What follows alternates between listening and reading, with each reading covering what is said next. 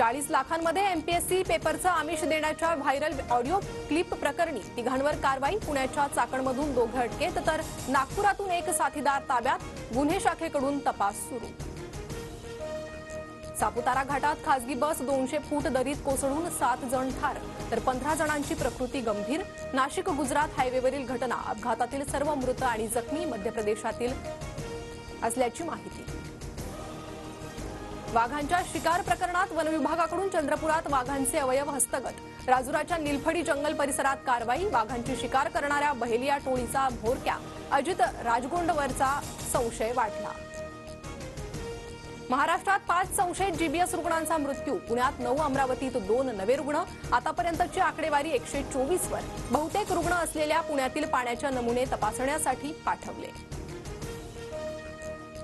अहिल्यानगरमध्ये सायंकाळी 6 वाजता महाराष्ट्र केसरी कुस्ती स्पर्धेचा अंतिम थरार। महेंद्र गायकवाड, पृथ्वीराज मोहोळ, शिवराज राक्षेमध्ये लढत रंगणार। विजेत्या मल्लाला चांदीची गदा आणि थार बोलेरो गाडी मिळणार। भारतीय संघ सलग दुसऱ्यांदा टी20 विश्वचषक जिंकण्यासाठी सज्ज। वानखेडे स्टेडियमवर आज अंडर-19 वुमन्स वर्ल्ड कपचा अंतिम सामना। दक्षिण आफ्रिकेसमोर पराभवाची हॅट्रिक टाळण्याचं आव्हान। क्रिकेटच्या देवाच्या शिरपेचात आणखी एक मानाचा तुरा। बीसीसीआयकडून सचिन तेंडुलकरचा जीवनगौरव पुरस्कारानं सन्मान तर बुमराह मंधनाचा सर्वोत्तम क्रिकेटपटू म्हणून गौरव।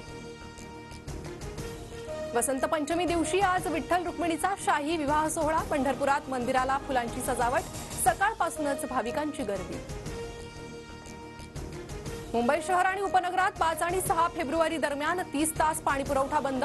माहीम, वांद्रे, अंधेरी, कुर्ला, भांडूपमधील नागरिकांना मोठा फटका बसणार। जलवाहिनीच्या कामासाठी पालिकेचा निर्णय।